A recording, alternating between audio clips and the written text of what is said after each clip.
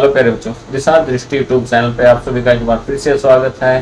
देखिए, कल हमने एक वीडियो बनाई थी जिसमें आपको बताया था कि वन मित्र हरियाणा सरकार का रिजल्ट आ चुका है। आप अपना रिजल्ट चेक कर सकते हैं। अब रिजल्ट देखने के बाद बहुत सारे कैंडिडेट ने देखा कि उनका सिलेक्शन हो चुका है, और जिनका सिलेक्शन हो गया है अब उनको क्या करना। अब उनको ये नहीं पता कि सिलेक्शन तो हो गया, अब कहीं रिपोर्टिंग या कुछ ऐसा तो नहीं करना, अब हमें पता ही नहीं इसके बाद करना क्या है। उसकी संपूर्ण जानकारी के लिए आज हमने वीडियो बनाई है। आज हम इसमें कंप्लीट आपको जानकारी देंगे अब आगे का प्रोसेस क्या रहेगा और क्या होने वाला है। हरियाणा वन मित्र की स्कीम है जिसके फॉर्म लगभग मार्च में अप्लाई किए गए थे। अभी उनका रिजल्ट आ चुका है। अगर आपने अपना रिजल्ट चेक नहीं किया तो अपना रिजल्ट चेक कर लें। जिसको आपको यहाँ पे काम के हिसाब से प्रतिमाह मानदेय, यानी यहाँ पे कोई सैलरी नहीं है लेकिन ये मानदेय है। सारी डिटेल्स यहाँ पे बात करेंगे कैसे क्या मिलता है। देखिए, ऑफिशियल वेबसाइट पे इस प्रकार की एक पीडीएफ दी गई है जो कि हिंदी में भी है और इंग्लिश में भी है, लेकिन मैं आपको यहाँ पे हिंदी में थोड़ा सा बता देता हूँ कि इसमें कहाँ कहाँ और क्या क्या मेन पॉइंट्स है और अब आपको क्या करना होगा, क्या यहाँ पे प्रोसेस है सिलेक्शन के लिए। देखिए, जब इस पे हम पीडीएफ की बात करते हैं तो यहाँ पे सबसे पहली बात आती है कि सिलेक्शन जो हुआ वहां पे देखिए, अभी इन्होंने कहा कि जैसे सिलेक्शन हो जाएगा ना, इसके बाद हम जन जागरूकता भी करेंगे, यानी लोगों को इसके लिए अवेयर करेंगे। इस योजना का प्रिंट और विजुअल मीडिया और वन विभाग की वेबसाइट के माध्यम से व्यापक प्रचार किया जाएगा, यानी लोगों को इसके लिए पता चलेगा। और लगभग सिलेक्शन उनका हुआ है जिनकी एनुअल इनकम 1,80,000 से कम है फैमिली आईडी में। कुछ लोग ऐसा भी कहना है कि उनकी भी 1,80 से कम थी लेकिन उनका नहीं हुआ, ऐसा हो सकता है, हमें इसके लिए कंप्लीट जानकारी नहीं है। लेकिन 1,80 से नीचे वालों का सभी का हुआ है लगभग। अगर कोई रहता है तो उसके लिए कोई रीजन हो सकता है, वो यहाँ पे क्लियर नहीं है। अब बात आती है कि उन्होंने जिन्होंने भी किया इसके लिए मोबाइल ऐप भी, आप यहाँ से वन मित्र के मोबाइल ऐप भी डाउनलोड कर सकते हैं। और जिनका सिलेक्शन हुआ है उनके लिए अब क्या प्रोसेस है। देखिए, सबसे पहली बात यहाँ पे एज वगैरह भी दी गई 18 से 60 के लिए जिनका सिलेक्शन हुआ है। और आप अधिकतम ज्यादा से ज्यादा 1,000 पौधे यहाँ पे लगा सकते हैं। भूमि की पहचान वन मित्र खुद करेंगे, यहाँ पे भूमि की व्यवस्था खुद करेंगे। अब यहाँ पे बात आती है अब उनको क्या करना है। देखिए, यहाँ पे कंप्लीट प्रोसेस पीडीएफ में पहले भी बताया गया था और फिर से दोबारा से एक बार फिर से बता देता हूँ आपका जिनका भी सिलेक्शन हुआ है। यहाँ पे फरवरी और मार्च में पंजीकरण, चयन और प्रशिक्षण के लिए दिया गया था, लेकिन अभी तक क्या हुआ है, अभी तक पंजीकरण और चयन दोनों स्टेप कंप्लीट हो चुके हैं। जिनका चयन हुआ है उनको प्रशिक्षण के लिए बुलाया जाएगा। प्रशिक्षण मतलब यहाँ पे हम कह सकते हैं कि उनको ट्रेनिंग के लिए बुलाया जाएगा। यानी अब नेक्स्ट स्टेप जो होगा, अब आपकी ट्रेनिंग होगी। अब बात आती है ट्रेनिंग कैसे होगी। ट्रेनिंग के लिए आपको या तो टेक्स्ट मैसेज कर दिया जाएगा, जो आपका मोबाइल रजिस्टर्ड मोबाइल नंबर है उस पर आपको टेक्स्ट मैसेज मिलेगा। टेक्स्ट मैसेज या फिर ईमेल की हेल्प से आपको बताया जाएगा और आपको इसके लिए इन्फॉर्म कर दिया जाएगा। जल्दी ही इसे स्टार्ट करने वाले हैं क्योंकि फिर गर्मी के बाद बारिश का मौसम स्टार्ट होगा। उसके लिए पहले से फिक्स है कि बारिश के मौसम से पहले सारे पेड़ लग जाने चाहिए, जितने भी आप लगा पाते हैं। तो यहाँ पे कुछ प्रोसेस ऐसा रहेगा, 10 जून से वृक्षारोपण के लिए गड्ढे खोदने का कार्य पूरा कर लिया जाएगा। यानी 10 जून देखिए, अभी जून स्टार्ट होने वाला, लगभग मई आधे से ज्यादा आ चुका है। आज की अगर बात करें तो हम कह सकते हैं कि आज 19 मई या 19 मई को हम यहाँ पे कह सकते हैं कि अब यहाँ पे आप 10 जून तक ये काम पूरा कर लेंगे। यानी अब तो आपके पास बहुत ही कम टाइम बचा है। तो जून में आपको गड्ढे खोदने का कार्य पूरा कर लेना है। और 1 जुलाई से 15 अगस्त तक रोपण अवधि है। 1 जुलाई से 15 अगस्त। अब सबसे पहले क्या होगा, आपके पास ट्रेनिंग के लिए मैसेज आएगा। ट्रेनिंग कोई ज्यादा बड़ी नहीं है, यहाँ पे 1 या 2 दिन का आपका सेशन होता है और उस 1-2 दिन के सेशन में आपको कंप्लीट डिटेल्स बता दी जाएंगी। उसके बाद आपका गड्ढे खोदने का कार्य स्टार्ट होगा जो कि 10 जून तक लगभग चलेगा। ये 10 से 15-20 जून तक जा सकता है। जुलाई में आप उन गड्ढों में पौधे लगाएंगे, जितने भी आप गड्ढे खोदेंगे वहां पे उसके लिए आप उनके लिए वृक्षारोपण करेंगे।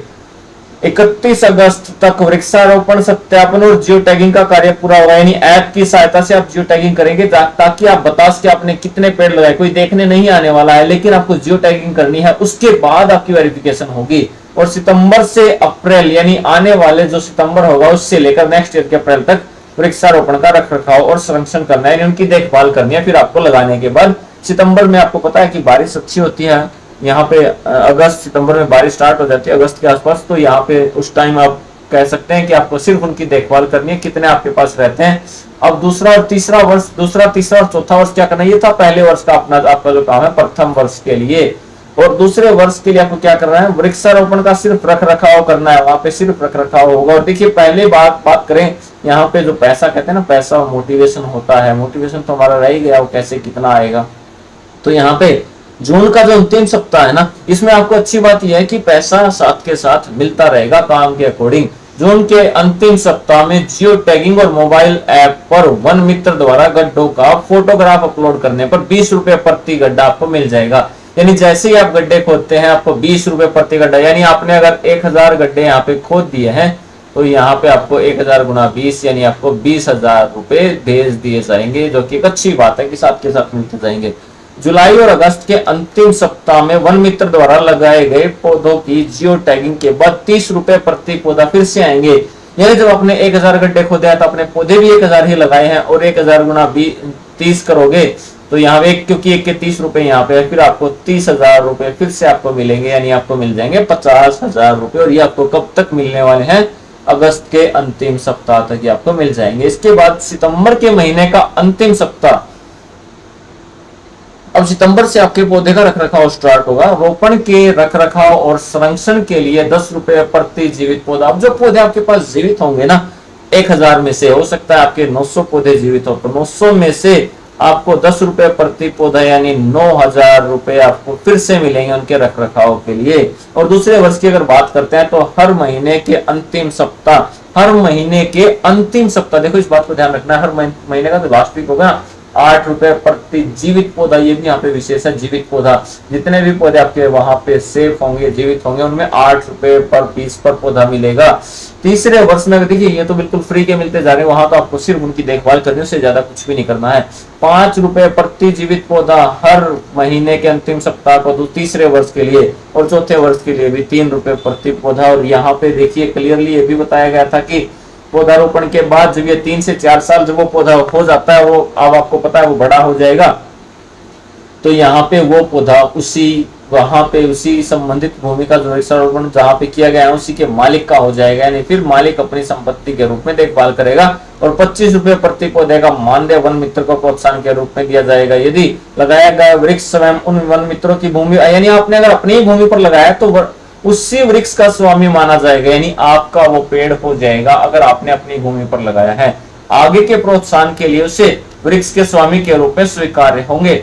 वन मित्र और भूमि के मालिक के बीच इस आशय के एक समाप्त समझौते पर हस्ताक्षर लिए जाएंगे, यानी यहाँ पे एग्रीमेंट भी होगा कि मालिक कम से कम 10 वर्षों तक पेड़ को नहीं काटेगा। यानी जो पेड़ लगाया ऐसा नहीं कि 4 साल बाद आप उसको काट देंगे, नहीं, 10 वर्षों तक आप उसे रखेंगे। यदि पेड़ का मालिक पेड़ की 75 वर्ष की आयु का रखरखाव करता है तक उसे रखता है तो सरकार मालिक उसके उत्तराधिकारी को जो 2024 में 100 रुपए की मूल दर के बराबर मानदेय देने के विचार कर सकती है, यानी 100 रुपए एक पेड़ के यहाँ पे मिल सकते हैं। साथ ही ऐसे पेड़ों की प्राण वायु देवता की राज्य सरकार की नीति के तहत मान्यता दी जाएगी। देखिए बहुत सारी डिटेल्स हैं, आप चाहें तो पीडीएफ आप ऑफिशियल वेबसाइट से डाउनलोड कर सकते हैं। वन मित्र की भूमिका, उसका उत्तरदायित्व क्या रहेगा, वो कैसे काम करेगा, वन मित्र की भूमिका, उसका उत्तरदायित्व, तो यहाँ पे सारी चीजें देखिए क्लियरली बताई गई हैं कि वन मित्र को रोपण के लिए स्वस्थ पौधे अप्लाई कराए जाएंगे, उपलब्ध कराए जाएंगे, यानी आपको जो पेड़ मिलेंगे, जो पौधे मिलेंगे वो स्वस्थ होंगे, अच्छे होंगे।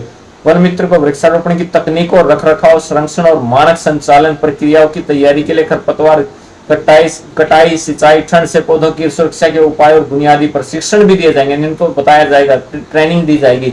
वन रक्षक, वन दरोगा और रेंज अधिकारी वन मित्रों को उनके अधिकार क्षेत्र के वृक्षारोपण के संबंध में जब जब आवश्यकता होगी उनको सलाह देंगे, उनकी हेल्प भी करेंगे।